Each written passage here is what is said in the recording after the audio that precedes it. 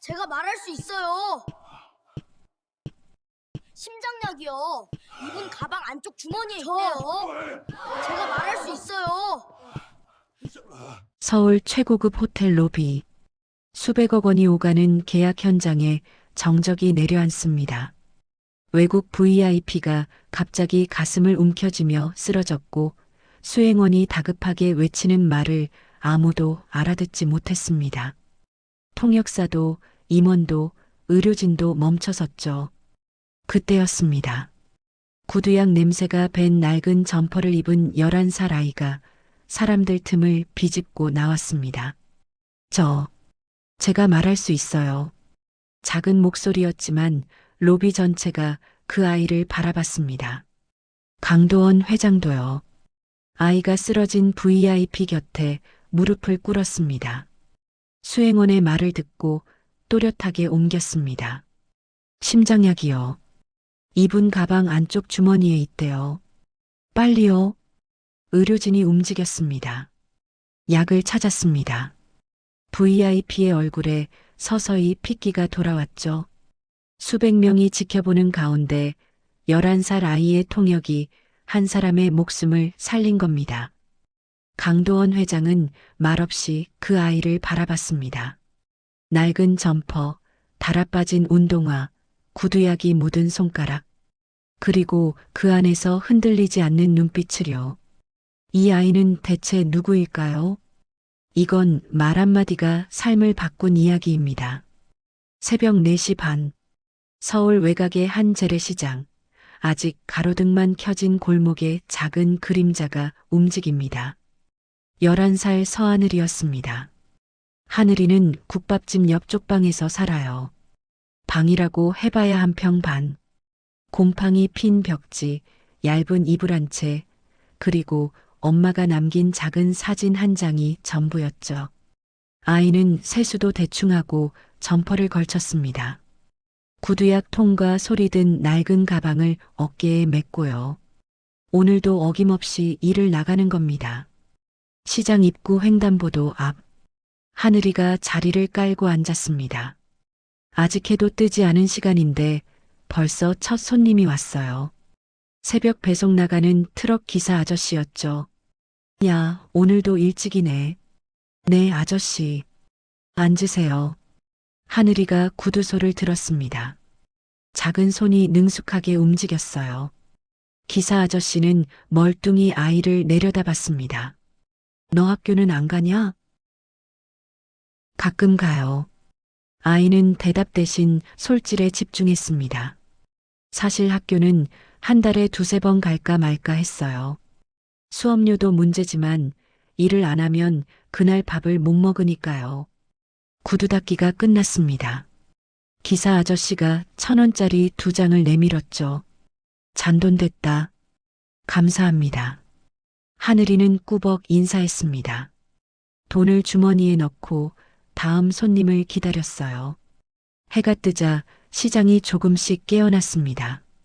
채소 트럭이 들어오고 상인들이 좌판을 펼치고 사람들 사이로 고소한 냄새가 퍼졌죠. 하늘아. 국밥집 김옥분 할머니의 목소리였습니다. 하늘이가 벌떡 일어났어요. 가방을 들고 국밥집으로 달려갔습니다. 할머니가 김이 모락모락 나는 국밥 한 그릇을 내밀었죠. 밥 먹고 해. 새벽부터 굶고 다니면 쓰러져. 할머니, 저 아직 손님 없는데. 됐어. 먹어. 할머니의 말투는 퉁명스러웠지만 눈빛은 따뜻했습니다. 하늘이는 그 눈빛을 알아요. 이 세상에서 자기를 진심으로 걱정해주는 단 한 사람이니까요. 아이가 국밥을 먹었습니다. 허겁지겁이 아니라 천천히 씹으면서요. 밥알 하나도 남기지 않았죠. 할머니, 감사합니다. 또 그런 소리. 밥 먹는 게 뭐 감사해. 김옥분 할머니는 74이었습니다. 평생 시장에서 국밥을 팔아왔어요. 남편도 없고 자식도 없죠. 하늘이 엄마 응우옌티 마이를 만난 건 5년 전이었습니다. 그때 마이는 하늘이를 업고 시장에 왔어요. 말도 서툴고 돈도 없고 갈 곳도 없었죠. 할머니가 국밥 한 그릇을 내밀었습니다. 아무 말 없이요. 그게 인연의 시작이었어요. 마이는 할머니 가게 뒤편 쪽방에 살게 됐습니다. 닥치는 대로 일했어요. 공장, 식당, 청소, 어린 하늘이를 데리고 통역 일도 다녔죠. 베트남 노동자들 사이에서 마이의 한국어 실력은 꽤 쓸만했거든요. 하늘이는 그때부터 말을 배웠습니다. 엄마 옆에서 엄마가 하는 통역을 듣고 따라하면서요. 언어는 하늘이에게 학문이 아니었습니다. 생존이었어요. 3년 전 마이가 병으로 세상을 떠났습니다. 유언은 단 하나였죠. 할머니, 하늘이 부탁해요. 김옥분 할머니는 고개를 끄덕였습니다. 혈연도 아니고 의무도 아니었지만 그냥 그렇게 했어요. 사람이니까요. 그 뒤로 하늘이는 할머니와 살았습니다. 구두를 닦고 심부름을 하고 가끔 시장 상인들 사이에서 통역도 했어요. 베트남에서 온 노동자들이 말이 안 통할 때 하늘이가 나서면 해결됐거든요. 하늘아, 할머니가 아이를 불렀습니다. 오늘 저녁에 일찍 들어와. 내가 수제비 해줄게. 네, 할머니. 하늘이는 환하게 웃었습니다. 이 웃음을 볼 수 있는 사람은 세상에 김옥분 할머니밖에 없었죠. 아이는 다시 가방을 들고 거리로 나갔습니다.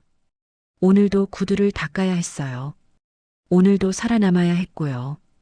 골목 끝에서 하늘이가 뒤를 돌아봤습니다. 국밥집 연기가 하늘로 올라가고 있었어요. 엄마가 없는 세상에서 저 연기가 하늘이에게는 유일한 집이었습니다. 같은 날 오전 10시, 서울 도심 한복판, 국내 최고급 호텔 그랜드 볼룸이었습니다.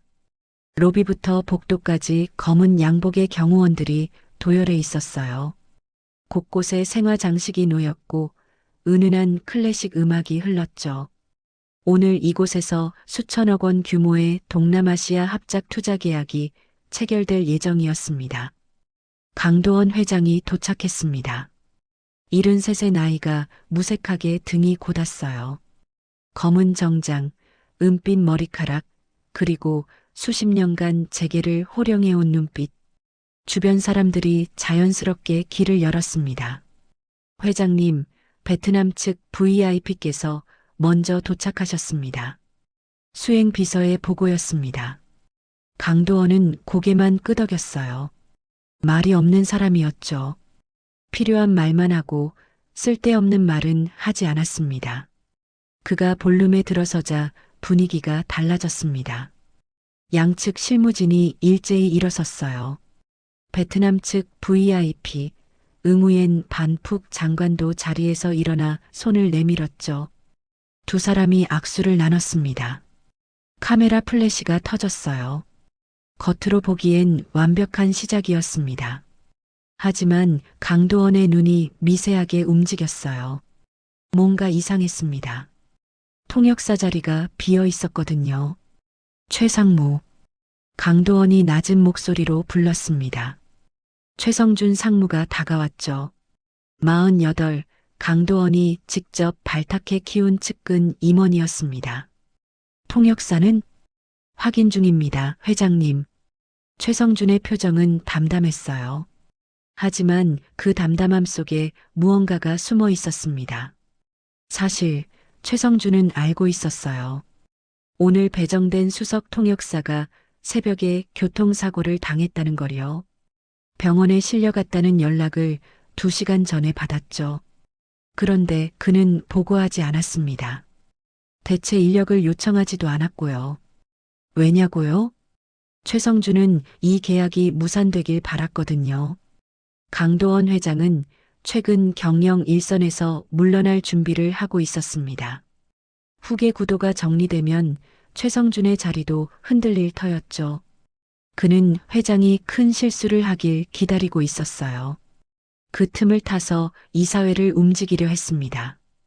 오늘이 기회였습니다. 수천억 원 규모의 계약이 통역 부재로 엉망이 되면 회장의 판단력에 의문이 제기될 테니까요. 빨리 확인해.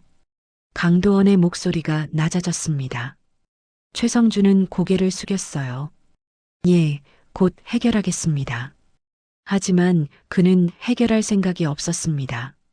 시간이 흘렀습니다. 10분, 20분. 볼룸 안의 공기가 점점 무거워졌어요. 베트남 측 수행원들이 자기들끼리 뭔가를 주고받았습니다. 알아들을 수 없는 말이었죠. 우리 측 실무진은 눈치만 보고 있었고요.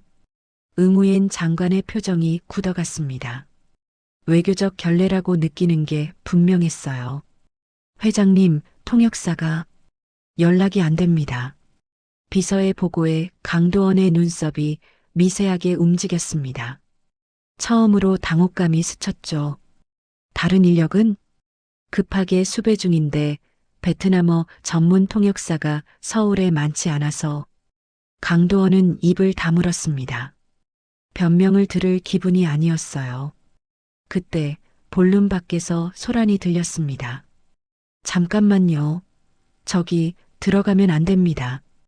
경호원의 목소리였어요. 누군가를 제지하는 것 같았죠. 볼룸 문이 열렸습니다.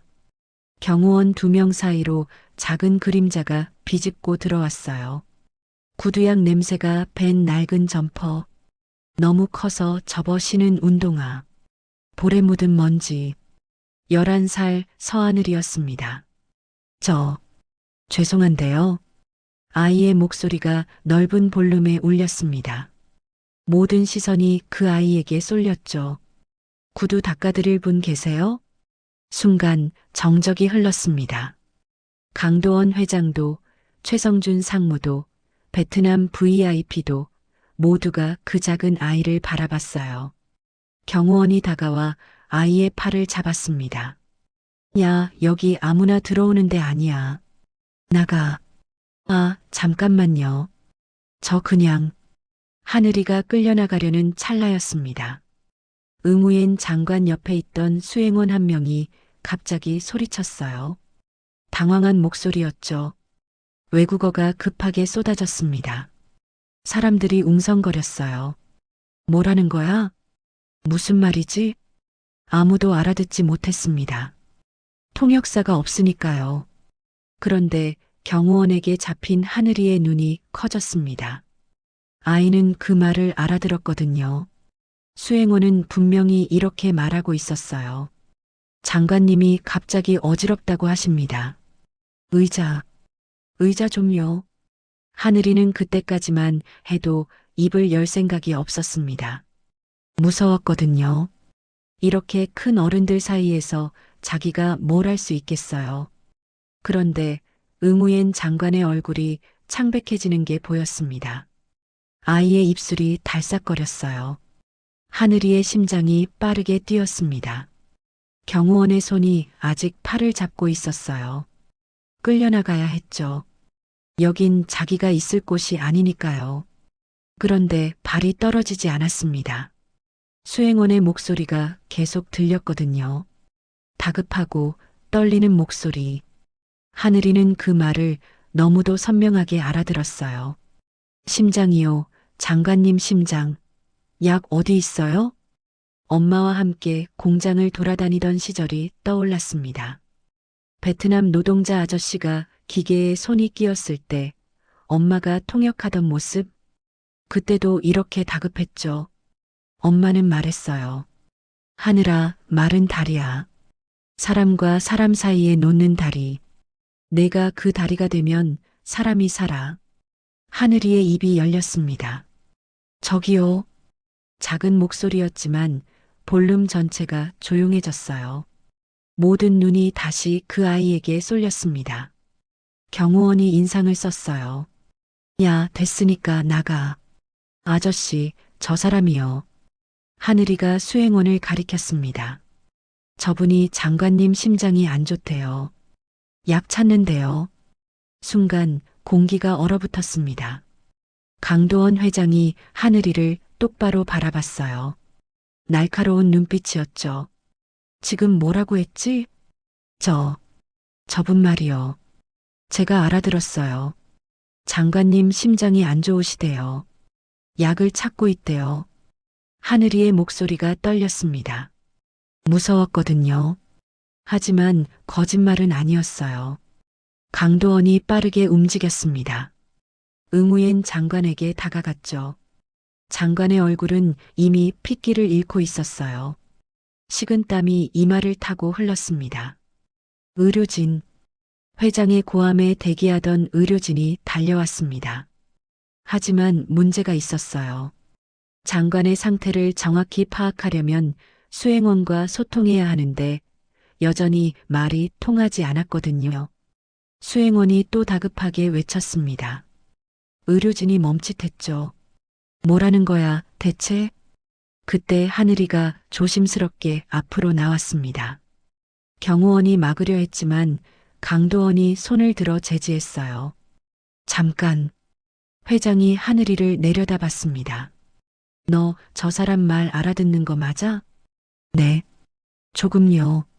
조금이면 돼. 저 사람이 뭐라는지 말해봐. 하늘이는 침을 꿀꺽 삼켰습니다. 수행원의 말을 다시 들었어요. 그리고 또렷하게 옮겼습니다. 가방이요. 장관님 가방 안쪽 주머니에 심장약 있대요. 작은 통이래요. 하얀색이요.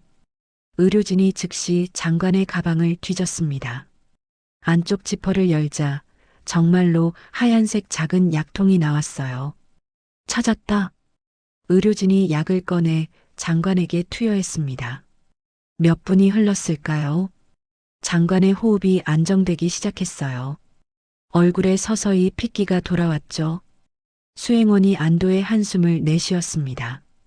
그리고 하늘이를 바라보며 뭔가를 말했어요. 하늘이가 고개를 끄덕이고 주변 사람들에게 옮겼습니다. 고맙대요. 정말 고맙대요. 이 아이 덕분에 장관님 살았다고요.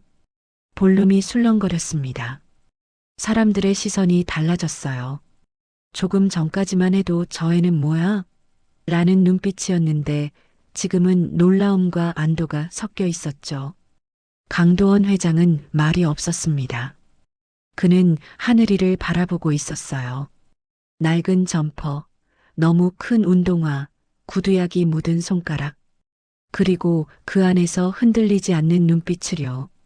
이 아이는 무서웠을 겁니다. 어른들 사이에서 처음 보는 곳에서 모두의 시선을 받으며 입을 여는 게 얼마나 두려웠겠어요. 그런데도 말했습니다. 사람이 위험하니까요. 최성준 상무가 다가왔습니다. 회장님, 일단 장관님을 병원으로. 필요 없어. 강도원이 고개를 저었어요. 장관이 원하는지 먼저 물어봐야지. 회장이 하늘이에게 시선을 돌렸습니다.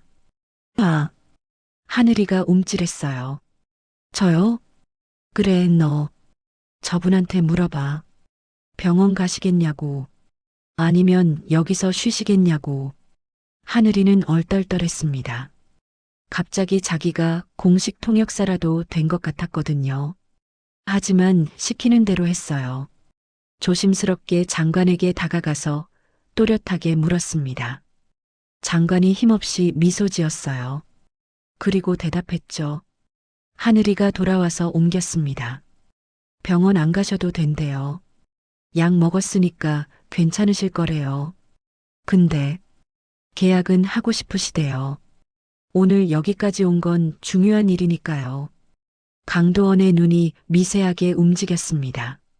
그래. 회장이 고개를 끄덕였어요. 그럼 계속하지. 그리고 하늘이를 다시 바라봤습니다. 너 이름이 뭐야? 서하늘이요. 하늘이. 회장이 천천히 되뇌었어요. 잠깐 더 있어. 할 일이 있을 것 같으니까. 하늘이는 대답 대신 고개를 끄덕였습니다. 다리가 후들거렸어요. 무슨 일이 일어나고 있는지 모르겠지만 도망치면 안 될 것 같았거든요.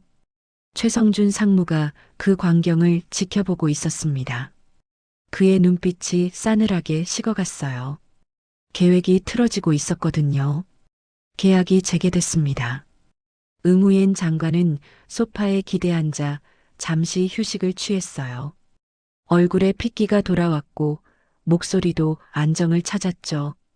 의료진이 곁에서 지켜보는 가운데 장관은 고개를 들어 강도원을 바라봤습니다. 그리고 뭔가를 말했어요. 하늘이가 긴장한 채로 서 있었습니다. 아까부터 계속 통역을 하고 있었거든요. 다리가 아팠어요. 목도 말랐고요. 하지만 멈출 수가 없었습니다. 장관의 말을 듣고 하늘이가 조심스럽게 옮겼습니다. 강 회장님께 감사하다고요. 그리고 이 아이에게도 감사하대요. 오늘 목숨을 구했다고요. 강도원이 고개를 끄덕였습니다. 장관님께 전해 건강이 우선이니까 오늘 계약은 다음으로 미뤄도 된다고 하늘이가 그 말을 전했어요. 장관이 웃으며 대답했죠. 하늘이가 다시 옮겼습니다. 아니래요. 오늘 꼭 하고 싶으시대요. 여기까지 온 건 중요한 일이고 강 회장님을 믿으니까요.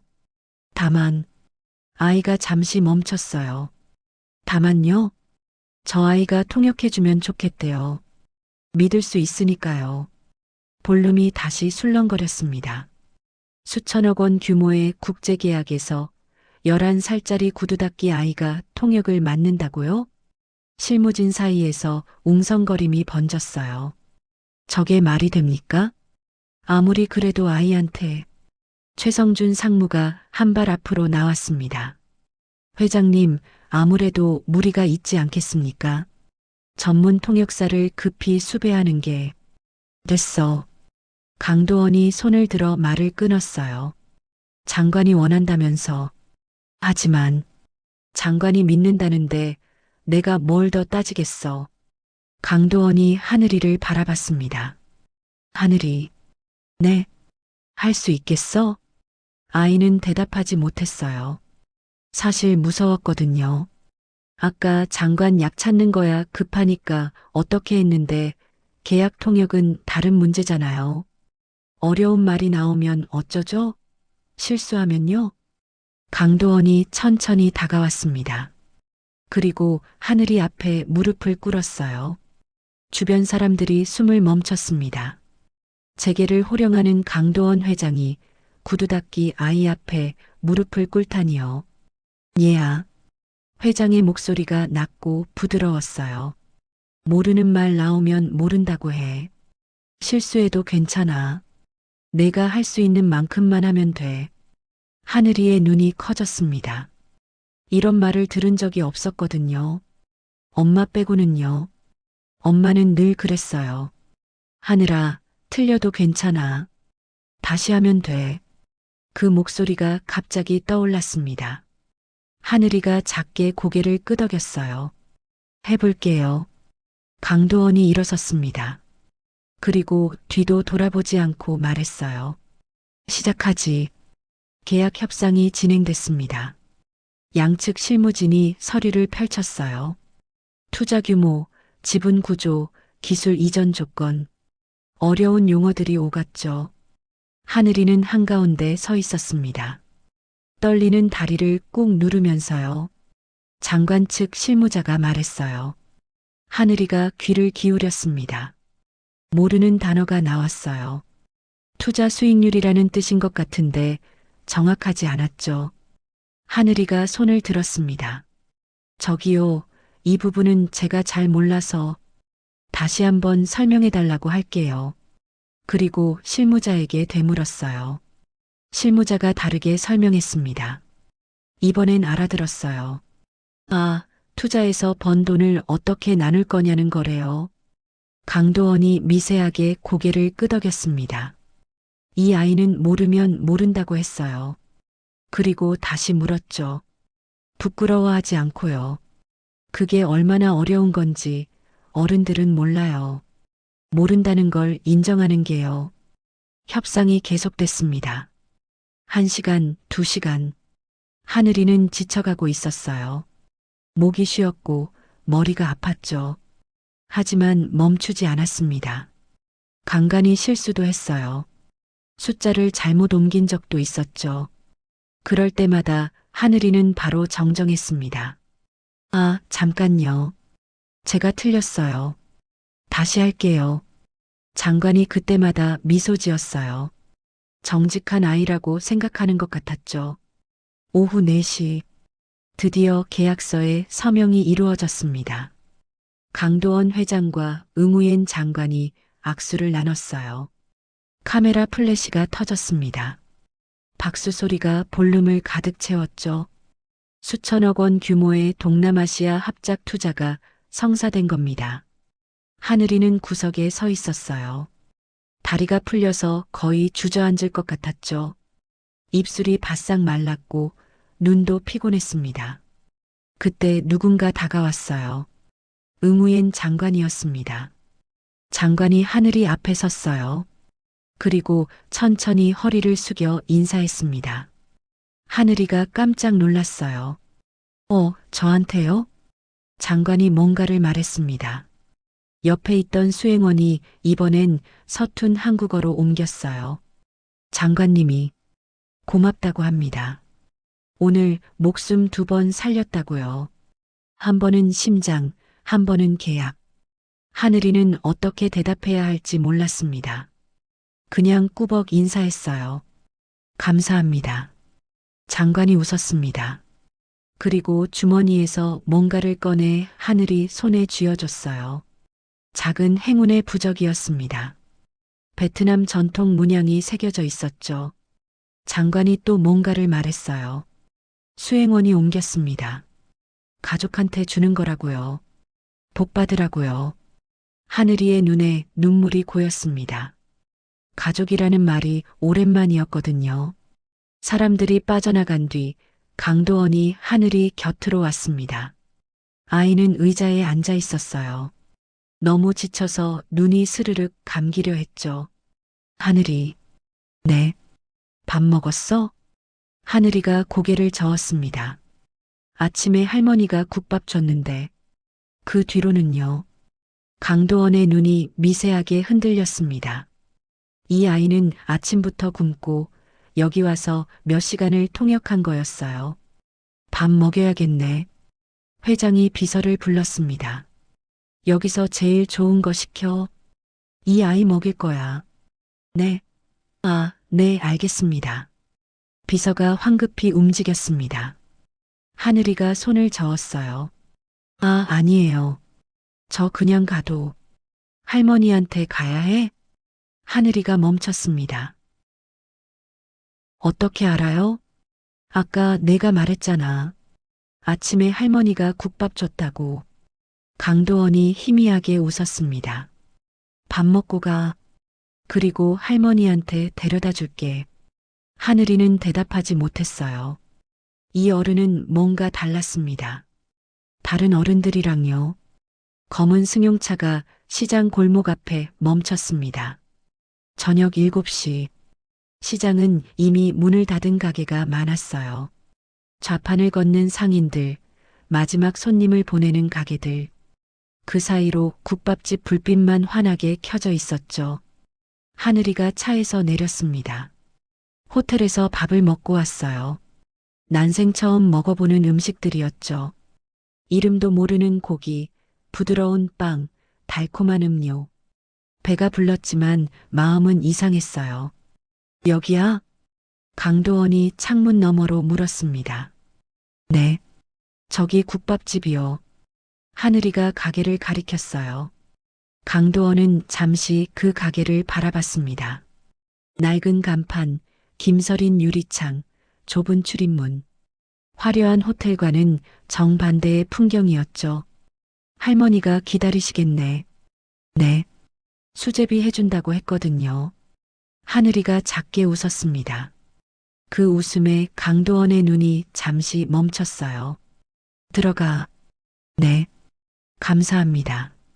오늘 밥도 사주시고요. 하늘이가 꾸벅 인사했습니다.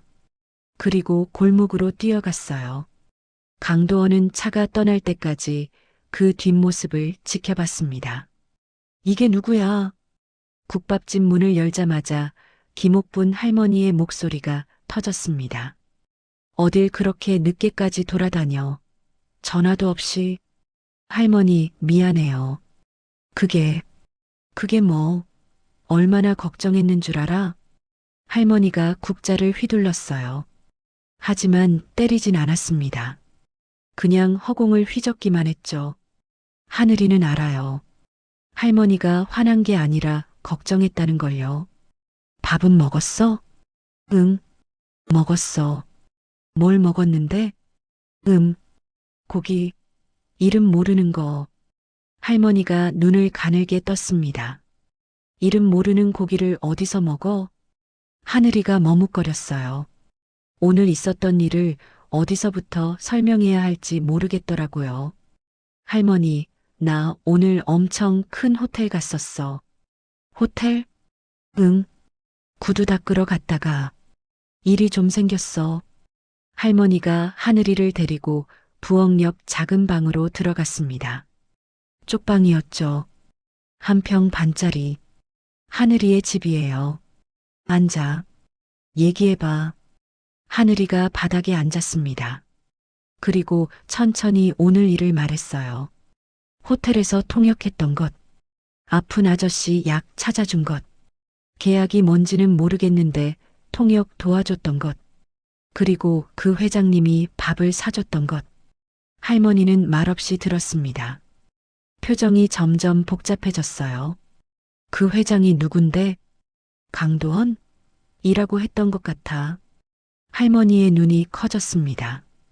강도원? 그 강도원? 유명하냐고? 야, 그 사람 우리나라에서 손꼽히는 부자야. 텔레비전에도 나오고. 하늘이는 잘 몰랐어요. 텔레비전을 볼 일이 별로 없으니까요. 그래서 그 사람이 왜 널? 모르겠어.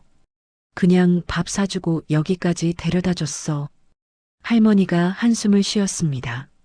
세상에 공짜는 없어. 할머니, 근데 그 아저씨 좀 달랐어. 뭐가? 그냥 무섭지 않았어. 다른 어른들이랑 달랐어. 할머니는 대답하지 않았습니다. 걱정되는 눈빛이었죠. 그날 밤 하늘이는 잠을 이루지 못했습니다. 얇은 이불을 덮고 누웠는데 자꾸 엄마 생각이 났거든요.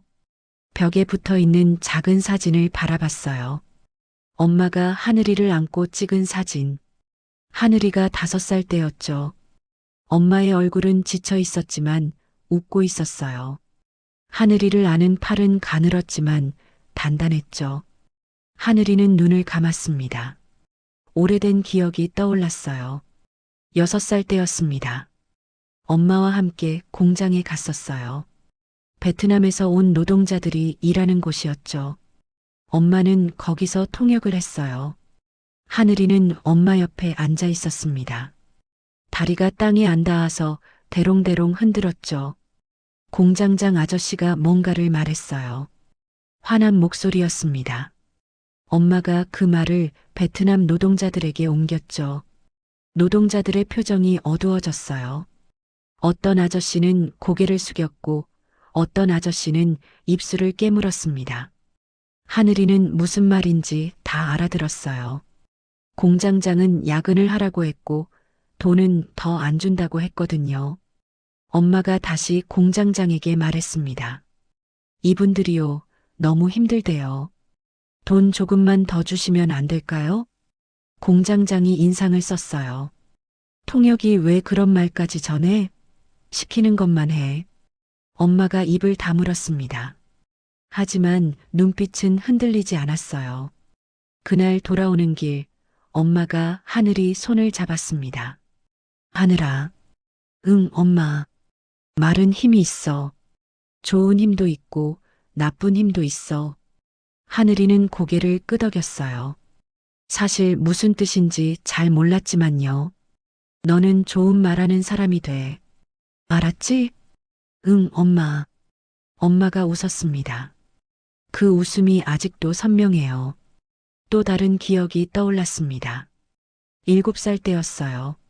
엄마가 많이 아팠던 날. 새벽에 엄마가 기침을 했어요. 멈추지 않았죠. 하늘이가 물을 가져다 줬습니다. 엄마, 괜찮아? 응, 괜찮아. 그냥 좀 피곤해서 그래. 엄마는 괜찮다고 했지만 얼굴이 하했어요. 그날도 통역일이 있었습니다. 엄마는 일어났어요. 하늘이가 말렸습니다. 엄마, 오늘은 쉬어. 안 돼. 가야 해. 돈 벌어야 하늘이 밥 먹지. 엄마가 하늘이 머리를 쓰다듬었어요. 엄마 옆에 있어. 오늘은 하늘이가 도와줘. 그날 하늘이는 처음으로 통역을 했습니다. 엄마가 힘들어서 말을 잇지 못할 때 하늘이가 대신 옮겼어요. 서툴렀지만 해냈죠. 집에 돌아와서 엄마가 울었습니다. 우리 하늘이 다 컸네. 하늘이도 울었어요. 왜 우는지는 몰랐지만요. 하늘이가 눈을 떴습니다. 볼에 눈물이 흘러 있었어요. 언제 울었는지 몰랐죠. 엄마가 보고 싶었습니다. 너무 보고 싶었어요. 쪽방 문이 열렸습니다. 할머니가 들어왔어요. 안 자고 뭐해? 할머니. 하늘이가 몸을 일으켰습니다. 할머니가 옆에 앉았어요. 엄마 생각났어? 하늘이가 고개를 끄덕였습니다. 할머니가 아이의 머리를 쓰다듬었어요. 투박한 손이었지만 따뜻했습니다. 내 엄마는 좋은 사람이었어. 힘들어도 웃고 아파도 참고 너 하나 보면서 버텼지. 하늘이가 코를 훌쩍였어요. 나도 엄마처럼 될 수 있을까? 뭘? 좋은 말하는 사람. 엄마가 그러라고 했어. 할머니가 잠시 말이 없었습니다. 그리고 천천히 대답했어요. 이미 되고 있는 것 같은데. 하늘이가 고개를 들었습니다. 오늘 내가 한 일 말이야. 사람 살렸잖아. 내 말이 사람 살린 거야. 하늘이는 대답하지 못했어요. 할머니가 아이를 안았습니다. 오랜만이었어요. 할머니는 원래 표현을 잘 안 하거든요. 잘했어. 오늘. 그 한마디에 하늘이의 눈물이 다시 흘렀습니다. 사흘이 지났습니다. 하늘이는 다시 일상으로 돌아왔어요. 새벽에 일어나 구두를 닦고 점심엔 할머니 가게를 도우고 저녁엔 쪽방에서 잠을 자는 생활. 호텔에서 있었던 일은 꿈처럼 느껴졌죠. 그날 오후였습니다. 시장 골목에 검은 승용차가 멈췄어요. 평소엔 볼 수 없는 차였죠. 상인들이 고개를 돌렸습니다. 차 문이 열리고 강도원이 내렸습니다. 검은 코트, 은빛 머리카락, 고든 등 시장 풍경과는 전혀 어울리지 않는 사람이었어요. 저게 누구야? 글쎄, 어디 부자 아냐? 상인들이 수군거렸습니다. 강도원은 주변 시선을 신경 쓰지 않았어요. 천천히 걸어서 국밥집 앞에 멈췄습니다. 김옥분 할머니가 가게 안에서 그를 봤어요. 눈이 커졌죠.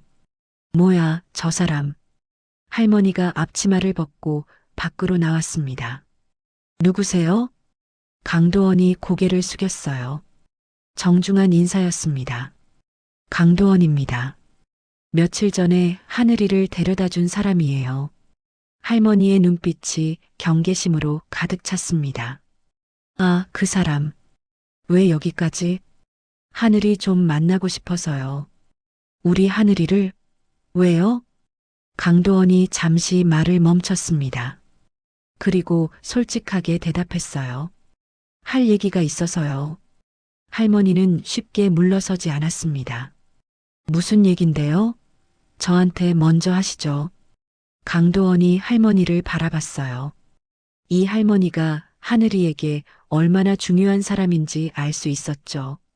안에서 얘기해도 될까요? 국밥집 안. 손님이 없는 시간이었습니다. 강도원이 낡은 플라스틱 의자에 앉았어요. 이런 곳에 앉아본 게 얼마만인지 모르겠더군요. 할머니가 물 한 잔을 내밀었습니다. 퉁명스럽게요. 말씀하세요. 강도원이 물을 한 모금 마셨습니다. 그리고 입을 열었어요. 하늘이가 며칠 전에 큰일을 했어요. 알아요. 호텔에서 통역했다면서요. 네. 그 덕분에 사람 목숨도 살리고 중요한 계약도 성사됐습니다. 할머니가 고개를 끄덕였어요. 하지만 표정은 여전히 굳어 있었죠. 그래서요? 돈이라도 주려고요? 강도원이 고개를 저었습니다. 돈은 아닙니다. 그럼 뭔데요? 교육이요. 할머니가 눈을 가늘게 떴습니다. 교육? 하늘이는 재능이 있어요. 언어에 대한 감각, 사람을 이해하는 능력. 그냥 묻히기엔 아까운 아이예요. 강도원이 천천히 말을 이었습니다. 좋은 학교에 보내고 싶어요. 제대로 된 교육을 받게 해주고 싶습니다. 통역뿐 아니라 원하는 공부를 할 수 있게요. 할머니는 대답하지 않았어요. 눈빛이 복잡했습니다. 왜요? 네. 왜 우리 하늘이한테 그래요? 처음 본 아인데. 강도원이 잠시 침묵했습니다. 왜냐고요? 그 질문에 대한 답을 자신도 정확히 몰랐어요. 하지만 하늘이를 처음 봤을 때 느낀 감정은 분명했습니다.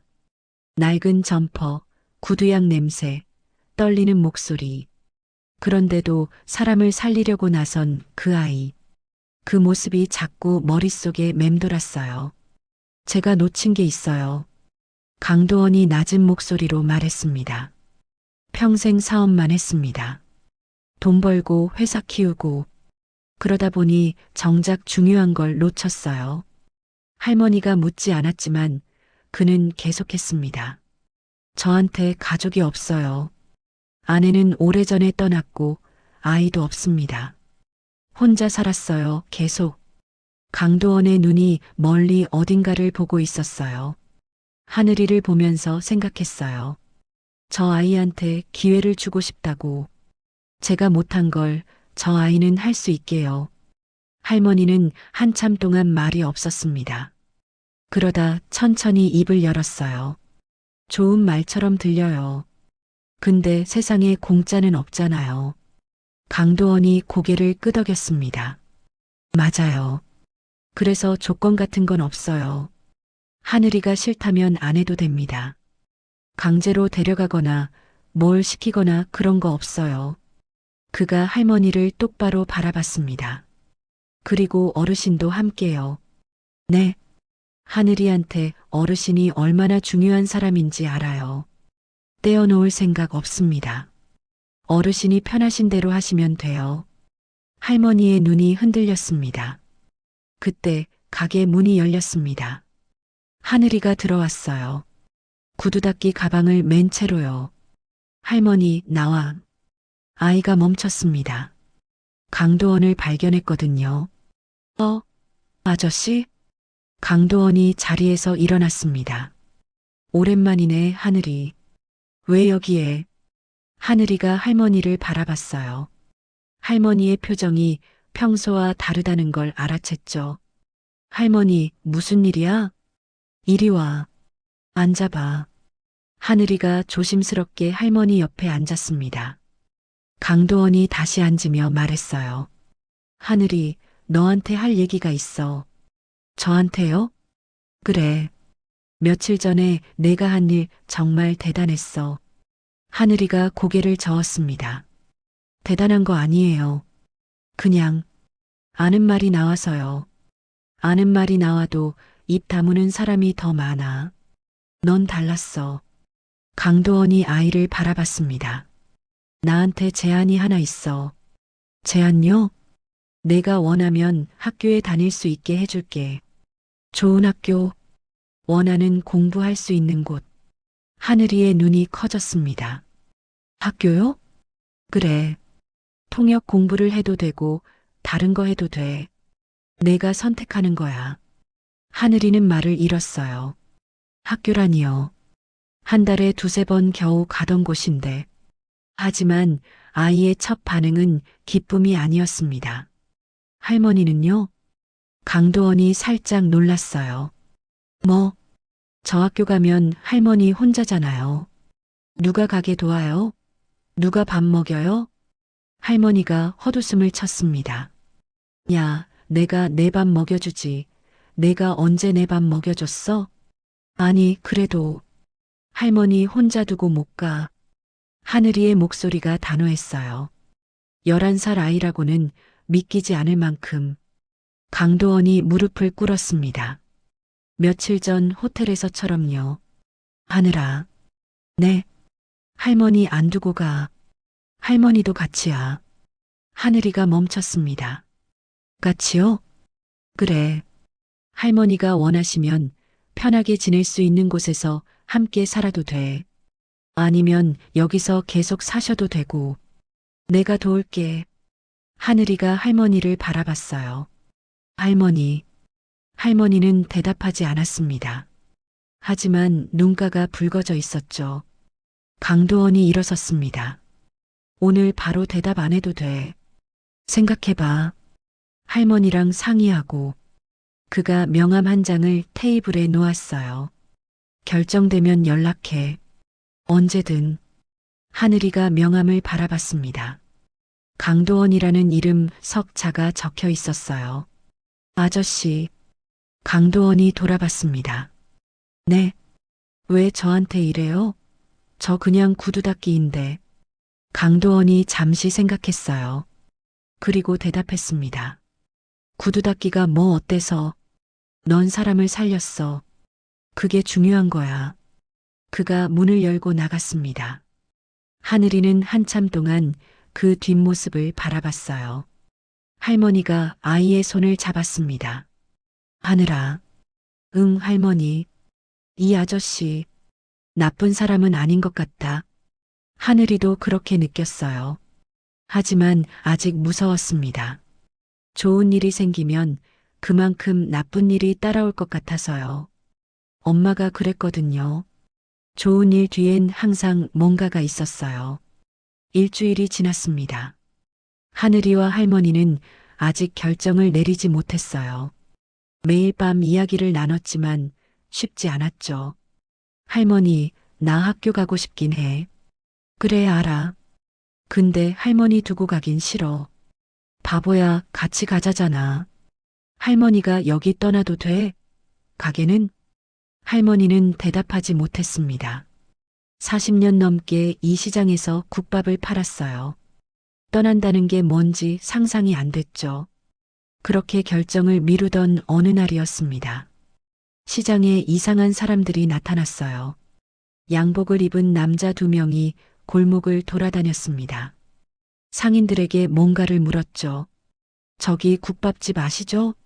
거기 아이 있잖아요. 그 아이에 대해 좀 알고 싶은데요. 뭐요? 부모는요? 학교는 다녀요? 왜 구두 닦기를 해요? 상인들이 수군거렸습니다. 저 사람들 뭐야? 기자 아니야? 취재하나 봐. 소문은 금방 퍼졌어요. 김옥분 할머니 귀에도 들어갔죠. 하늘이 일로 누가 캐고 다닌대? 할머니의 얼굴이 굳었습니다. 좋은 느낌이 아니었어요. 다음 날 더 큰 일이 터졌습니다. 구청에서 사람이 왔어요. 아동보호 담당이라고 했죠. 김옥분 씨 맞으시죠? 네, 그런데요. 서한을 양건으로 왔습니다. 신고가 들어왔어요. 신고요? 무슨 신고요? 아동방임 및 불법 노동 혐의입니다. 할머니의 얼굴이 하얗게 질렸어요. 뭐라고요? 방임이라니 제가 걔를 얼마나. 조사가 필요합니다.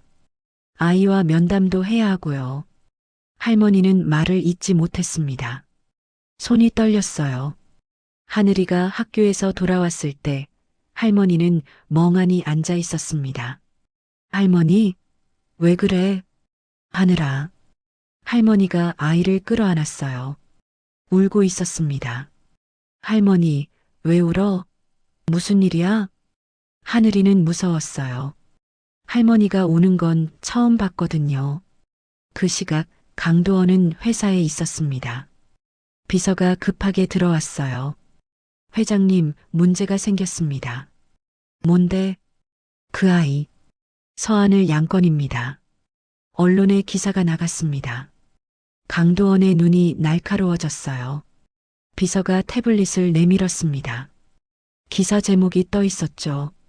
재벌 회장, 시장 구두 닦기 소녀의 집착, 의혹 증폭, 불우 아동 이용 논란. 진짜 의도는? 강도원은 말없이 기사를 읽었습니다. 악의적인 추측으로 가득했어요. 마치 자신이 아이를 이용하려는 것처럼 써놓았죠. 누가 흘렸지? 확인 중입니다만.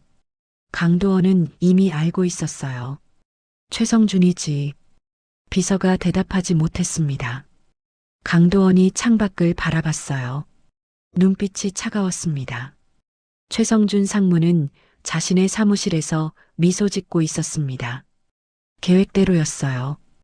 회장이 그 아이에게 관심을 보이는 순간 약점이 생긴 거였죠. 아이를 직접 건드리진 않았어요. 그건 너무 위험하니까요. 대신 여론을 움직였습니다. 기자들에게 정보를 흘리고 구청에 익명 신고를 넣었죠. 재벌이 불우 아동에게 접근한다는 프레임만 씌우면 됐어요. 사람들은 의심하기 시작할 테고 회장의 이미지는 타격을 받겠죠. 아이야 어떻게 되든 상관없었습니다. 최성준에게 중요한 건 자신의 자리였으니까요. 전화벨이 울렸습니다. 네, 최 상무입니다. 상무님, 구청 조사가 시작됐습니다. 아이 보호시설 이송 검토도 들어갔고요. 그래, 잘 됐네. 최성준이 전화를 끊었습니다. 입꼬리가 올라갔어요. 이제 회장이 어떻게 나오나 보면 됐습니다. 그날 밤, 강도원이 시장을 찾았습니다. 혼자였어요. 운전기사도 비서도 없이 국밥집 불이 꺼져 있었습니다. 옆쪽 방에서 희미한 빛이 새어나왔죠. 강도원이 문을 두드렸어요. 잠시 후 할머니가 문을 열었습니다. 눈이 부어 있었어요. 이 시간에 뭐? 죄송합니다. 강도원이 고개를 숙였어요. 깊이. 할머니가 멈췄습니다. 뭐가요?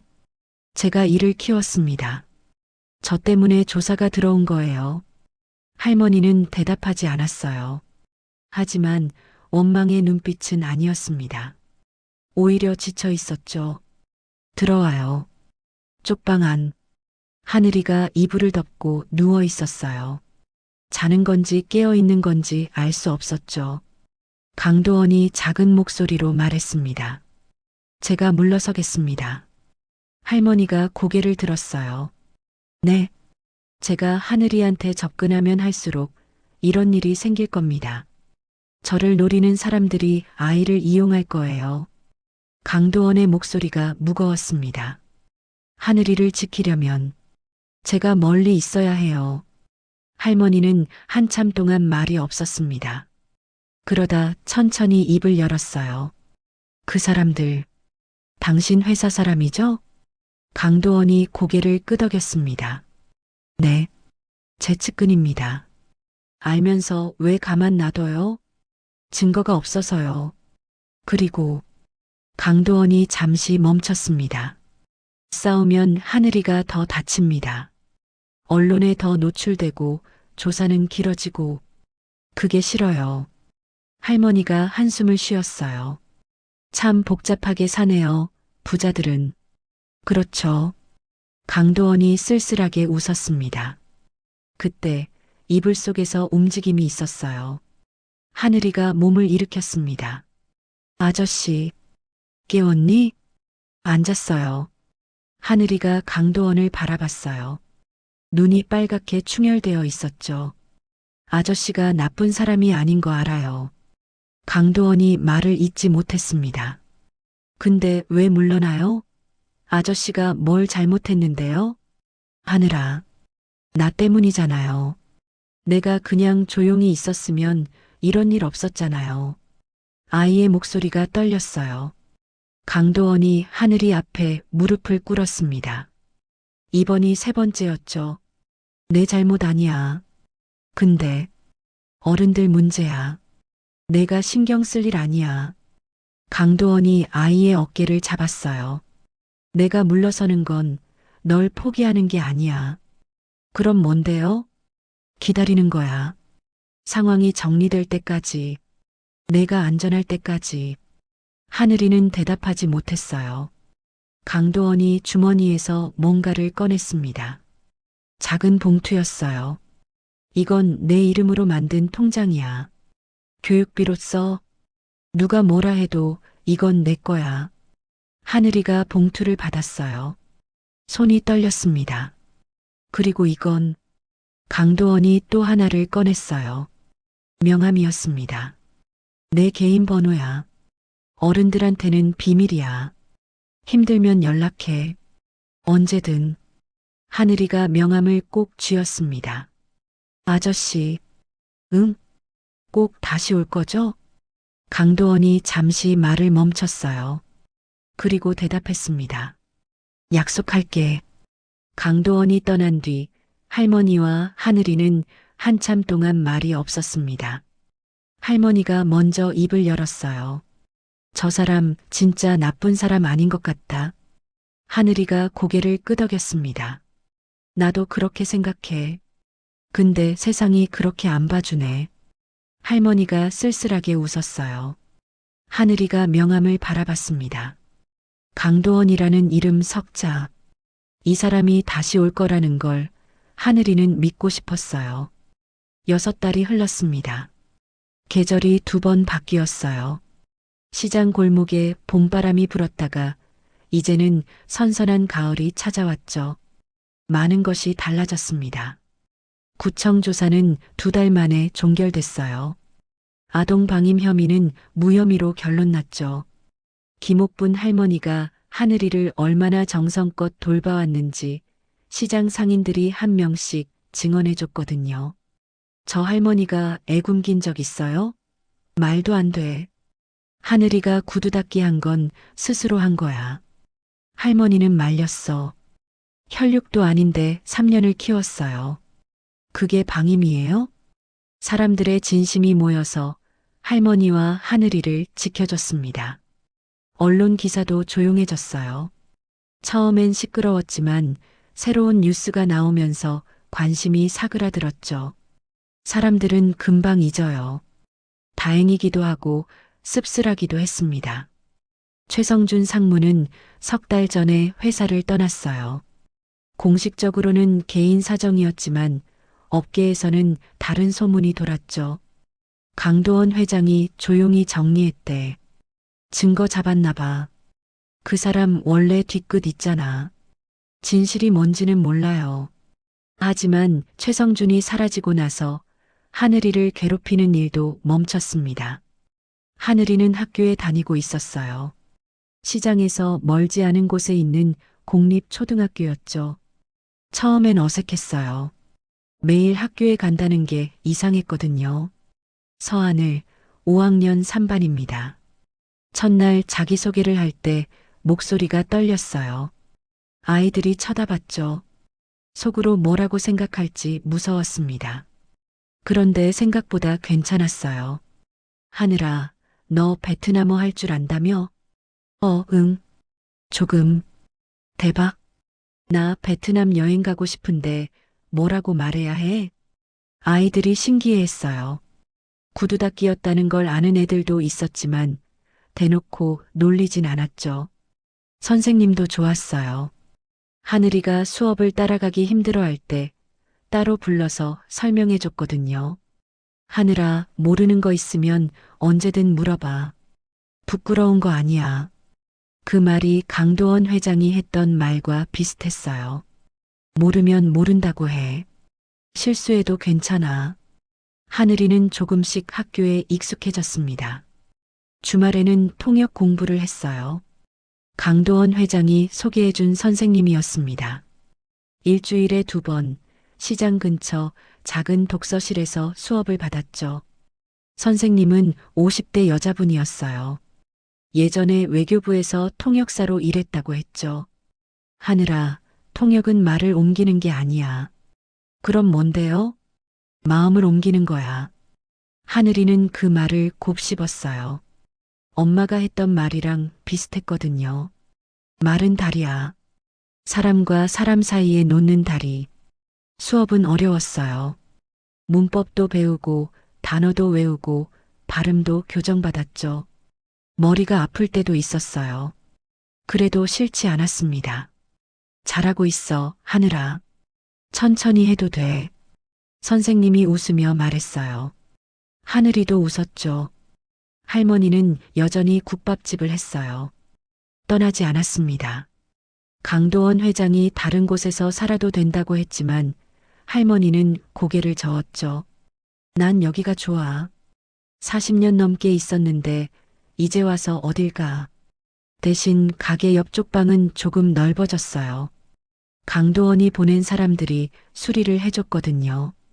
곰팡이 핀 벽지를 바꾸고 보일러도 새로 놓고 창문도 넓혔죠. 돈은 안 받는다니까. 할머니가 투덜거렸지만 사실 고마워하고 있었어요. 겨울에 하늘이가 춥지 않게 됐으니까요. 하늘이는 여전히 할머니와 함께 살았습니다. 아침마다 같이 밥을 먹고 저녁엔 가게 청소를 도왔어요. 할머니, 나 내일 학교에서 발표해. 뭘? 우리 가족 주제야. 나 할머니 얘기해도 돼? 할머니가 멈칫했어요. 내가 무슨 가족이야. 할머니가 내 가족인데. 하늘이가 당연하다는 듯이 말했어요. 할머니는 대답하지 못했습니다. 눈시울이 붉어졌죠. 이 바보야. 그런 말 갑자기 하면 어떡해. 하늘이가 웃었어요. 할머니도 결국 웃었습니다. 어느 일요일 오후였어요. 하늘이가 독서실에서 공부를 마치고 나오는데 익숙한 승용차가 서 있었습니다. 차 문이 열리고 강도원이 내렸어요. 오랜만이네. 회장 아저씨. 하늘이의 눈이 커졌습니다. 6달 만이었거든요. 강도원은 예전과 조금 달라 보였어요. 얼굴에 주름이 늘었지만 눈빛은 더 부드러워졌죠. 잘 지냈어? 네. 아저씨는요? 나도. 두 사람이 천천히 걸었어요. 시장 골목을 따라서요. 학교는 어때? 재밌어요. 친구도 생겼어요. 통역 공부는 어려워요. 근데 선생님이 잘 가르쳐 줘요. 강도원이 미소 지었습니다. 다행이네. 아저씨, 약속 지켰네요. 하늘이가 말했어요. 응? 다시 온다고 했잖아요. 진짜 왔네요.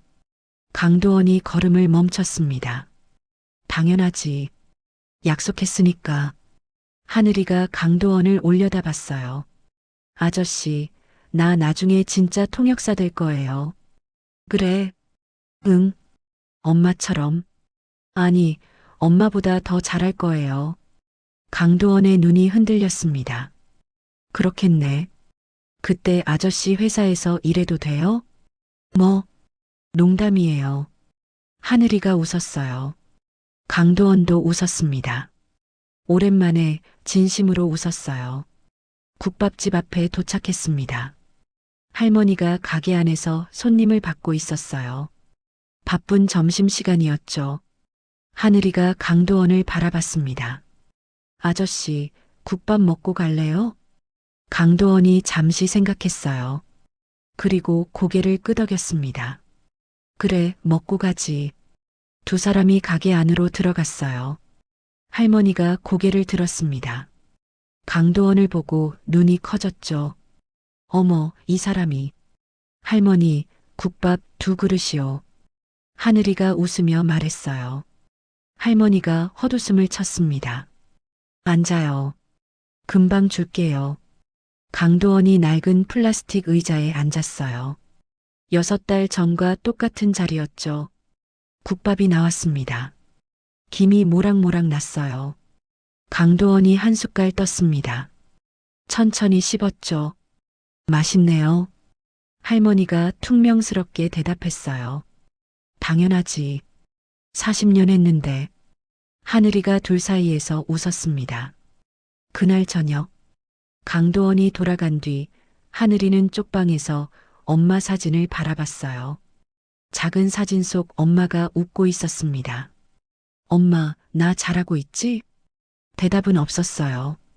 하지만 하늘이는 알았습니다. 엄마가 어딘가에서 보고 있다는 걸요. 할머니가 문을 열고 들어왔어요. 안 자고 뭐해? 엄마 보고 있었어. 할머니가 옆에 앉았습니다. 내 엄마 참 좋은 사람이었어. 알아. 너도 닮아가고 있어. 하늘이가 고개를 들었어요. 진짜? 그래. 말로 사람 살리는 거 똑같아. 하늘이의 눈에 눈물이 고였습니다. 할머니가 아이를 안았어요. 잘하고 있어. 내 엄마도 그렇게 생각할 거야. 하늘이는 할머니 품에서 눈을 감았습니다. 창밖으로 가을밤 하늘이 보였어요. 별이 떠 있었죠?